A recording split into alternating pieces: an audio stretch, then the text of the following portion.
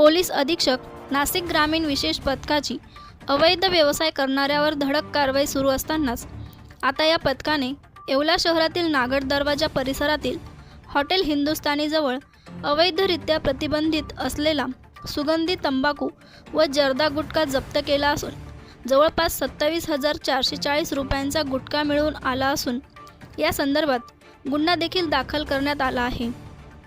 सदर कारवाई पोलीस अधीक्षक शहाजी उमाप यांच्या मार्गदर्शनानुसार स्थानिक गुन्हे शाखेचे पोलीस निरीक्षक हेमंत पाटील, सहाय्यक पोलीस उपनिरीक्षक प्रल्हाद भानुदास गीते, विशेष पथकाचे पोलीस हवालदार सागर सौदागर, पोलीस शिपाई कल्पना लहांगे, पोलीस शिपाई नितीन जाधव, पोलीस शिपाई मोठाभाऊ बच्छाव, हेमंत वाघ या विशेष पोलीस पथकाने कारवाई केली आहे।